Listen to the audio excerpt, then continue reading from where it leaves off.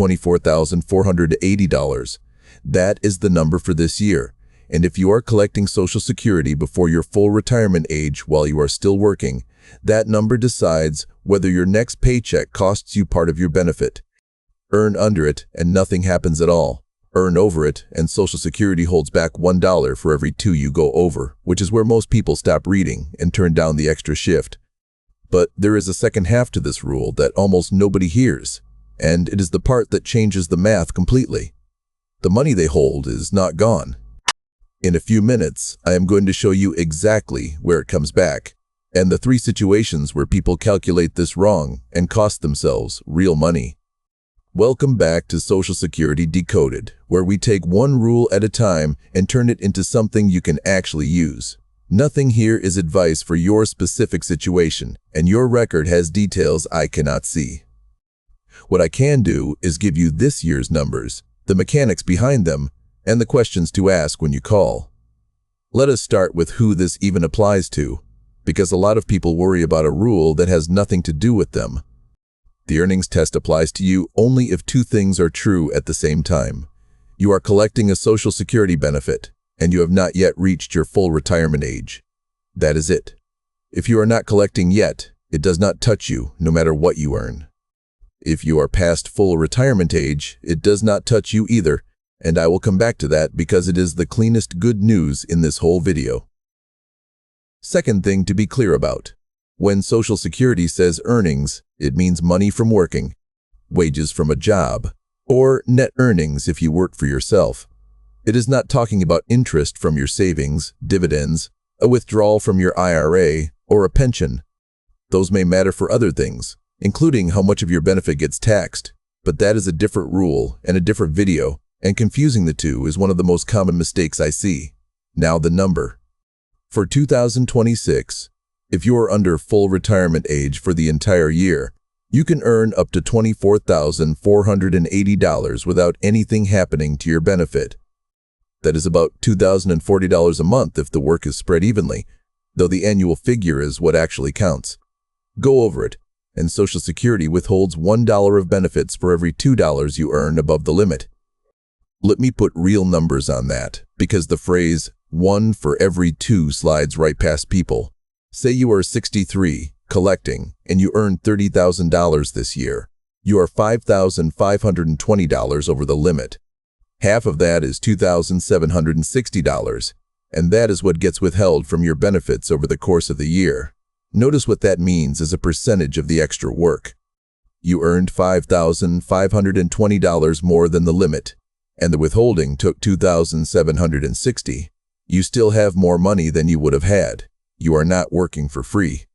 That framing matters, because I have met people who believed going $1 over the limit costs them their whole check for the year, and it does not. Nothing about this rule is all or nothing. Something else about how the withholding actually arrives. Social Security does not shave a little off every month. It typically stops your payments entirely for as many whole months as it takes to cover the amount, and then payments resume. So a person expecting 12 slightly smaller checks may instead get 2 months with no deposit at all. If you did not know that was coming, it feels like something went wrong. It did not. But it is a very good reason to tell Social Security your expected earnings in advance, rather than letting them find out later. Let me run 3 quick versions of the same person so you can see the shape of it. Take a woman I will call Ellen, 63, collecting a benefit of $1,800 a month, so $21,600 a year. She works part-time at a hospital. Version 1. Ellen earns $22,000. She is under the limit. Nothing happens. Her benefit arrives in full 12 months out of 12, and the earnings test never enters her life. Version 2. Ellen picks up an extra shift most weeks and earns $32,000. She is $7,520 over. Half of that is $3,760, so that is what gets withheld. 2 months of her benefit covers most of it. She ends the year with about $6,400 more in her pocket than in version 1, and 10 months of benefit instead of 12. Version 3. Ellen goes back nearly full-time and earns $50,000. She is $25,520 over. Half is $12,760, which is more than 7 months of her benefit. In a year like that, most of her Social Security is on hold, and the honest question becomes whether she wants to be working that much at all. But notice, she is still ahead in cash, and every one of those withheld months is buying her a bigger benefit later. 3 versions, 1 person, and in none of them does she work for free. What changes is how much of her benefit is postponed. Now the second number, and this one is for a specific group of people, so listen for whether it is you. In the calendar year you actually reach your full retirement age, a different and much friendlier rule applies. The limit jumps to $65,160, and the withholding drops to $1 for every $3 over. And there is one more piece of good news inside that. Only the money you earn in the months before the month you reach full retirement age counts toward the limit at all. Whatever you earn from that month forward is not counted in the test. So, somebody turning full retirement age in September only has January through August counted, against a limit almost 3 times higher with a gentler withholding rate. A person in that situation who assumes the smaller limit applies to them can talk themselves out of 8 months of work for no reason. And then the third situation, which is the simplest. Starting with the month you reach your full retirement age, there is no earnings limit at all. You can earn any amount from any job and your benefit is untouched. Full stop. All right. Now the part I promised you, and this is the piece that reframes the entire rule. When Social Security withholds benefits because of the earnings test, that money is not a penalty and it is not gone. Here is what actually happens. When you reach your full retirement age, Social Security recalculates your benefit. They look at how many months of benefits were withheld, and they adjust the reduction factors that were applied when you first claimed early. In plain language, they recompute your benefit as though you had claimed later than you actually did by the number of months they held back. Social Security explains it themselves in their program materials, and the effect is not a one-time refund. It is a permanent increase in your monthly payment from that point on, for the rest of your life. Here is a simple illustration of the mechanism. Suppose someone claimed 60 months before full retirement age, which puts them at about 70% of their full benefit. Now suppose 10 months of benefits ended up withheld under the earnings test. At full retirement age, Social Security treats them as though they had claimed 50 months early instead of 60, which lands closer to 74%. That higher percentage is theirs permanently. So the honest way to describe the earnings test is not that Social Security takes money from working people. It is that Social Security postpones some of your benefit and gives it back to you as a bigger monthly check later. Whether that trade is good for you depends on how long you live and what you need the money for right now, and reasonable people land in different places on that. But it is a very different decision than the one most people think they are making. Let me give you the 3 situations where I see people get this wrong. Situation 1. Turning down work because they think the money is lost. This is the expensive one, and it is the whole reason I made this video. Somebody offers extra hours, or a small consulting job, or a seasonal position, and the person says no because they have heard Social Security will take it. What they are actually doing is refusing money they get to keep, plus a future benefit increase, in order to avoid a temporary hold. If you take nothing else from this, take that. Situation 2. Forgetting that the limit is annual, not monthly, especially in the first year of retirement. If you retire in July and earn a good salary from January through June, your total for the year may be well over the limit, even though you are earning nothing now. There is a special monthly rule that can apply in that first year, letting you receive a full benefit for months in which you did not earn over a monthly amount, even if the annual total is high. The way it applies is fussy enough that I am not going to walk you through the arithmetic on it. What I want you to do is say the words Special Earnings Limit Rule when you call Social Security in your first partial year of retirement, and let them tell you whether it fits your situation. Situation 3. Self-employed people counting the wrong number. If you work for yourself, the test looks at your net earnings, not your gross receipts. Somebody who invoices $40,000 but has real business expenses may be far under the limit once the accounting is done. And for self-employment, there is also a services test in the first year, which looks at how much time you actually spend in the business, not just the dollars.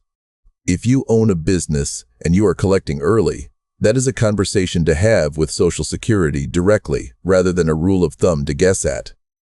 Before the to-do list, let me answer the 4 questions that always come in on this topic. Does my spouse's income count against my limit? No. The earnings test looks at your earnings against your benefit. A working spouse does not put your check at risk. Where a spouse's earnings can matter is if you are receiving benefits on their record, and they are the one working while collecting early, because then their earnings can affect what is payable on that record. If that describes your household, ask Social Security to walk through your specific case. What about survivor benefits? If you are collecting as a surviving spouse before your own full retirement age and you are working, the earnings test applies to those benefits too. The limits are the same ones we have been talking about. This catches people because survivor benefits often start earlier and during a period when someone has just gone back to work. What about disability benefits? Different program, different rules entirely. Disability has its own framework built around substantial gainful activity and trial work periods, and none of the numbers in this video apply to it. If you are on disability and thinking about work, that is a separate conversation with Social Security, and you should have it before you start, not after. And what about the taxes on my benefit? Also a different rule. Working more can raise how much of your benefit is subject to income tax, and that surprises people who only planned around the earnings test. I'm not covering the tax thresholds today because they deserve their own treatment, but do not assume that clearing the earnings test means the whole question is settled. So what do you actually do with all this? First, if you are collecting early and you are working, tell Social Security what you expect to earn this year. Do it in advance. They will schedule the withholding based on your estimate, which spreads the surprise out instead of dropping it on you as 2 missing deposits. Second, tell them again if it changes. If you pick up more hours in the fall or you lose the job in March, the estimate should change. Third, look at your earnings record in your online account once a year. This is a good habit anyway, because that record is what your entire benefit is built on, and errors on it are worth catching early. Fourth, if you are approaching your full retirement age, know exactly which month it lands in. The whole calculation changes at that boundary, and that one date decides which of the 3 situations you are in. One more thing worth understanding, because it explains why this rule exists at all, and it helps the whole thing feel less arbitrary. Social Security was designed around a simple idea. The benefit replaces income you are no longer earning. When the program began, claiming early while working full-time was not really the situation anyone was designing for. The earnings test is the leftover machinery from that idea. It is not a fine, and it is not means testing your savings. It is the program saying, if you are still earning a full income, we will hold some of the replacement income and give it to you later when you actually stop. Once you see it that way, 2 things follow. First, it explains why the limit disappears entirely at full retirement age. Past that point, the program stops making any judgment about whether you are working. Second, it explains why the withheld months come back. If it were a penalty, they would not. The recalculation exists precisely because the withholding was never meant to be a punishment. I go through this because the emotional reaction to this rule is usually anger, and anger makes people decide badly. A person who understands the machinery makes a cleaner decision about whether to take the extra shift. Let me put a bow on this. The earnings test has a bad reputation it only half deserves. Yes, it holds back part of your benefit if you are collecting early and working above the limit, but it holds it back. It does not take it. The withheld months come back to you as a permanently higher payment once you reach full retirement age. And in the year you reach that age, the limit is nearly 3 times higher with a gentler rate. And after that month, there is no limit at all. What this rule really punishes is not working. It is not knowing the rule. The person who quietly turns down 20 hours a month for 5 years because of something a neighbor told them at church has paid a real price, and nobody ever sends them a notice about it. So here is my question for the comments. Did you ever turn down work or cut back your hours because you were worried about the earnings limit? And did anybody explain to you that the withheld benefits come back later? I ask because I suspect that second half is the least known important fact in this entire program, and every person who says so in the comments makes it a little more known. If this helped, subscribe. We do one rule at a time here, in plain English, with this year's numbers. And the video I would send you to next is the one on claiming at 62 versus 67 versus 70, because if you are still working, that decision and this rule are the same conversation. I am your host at Social Security Decoded. Know the rule, then decide. Not the other way around.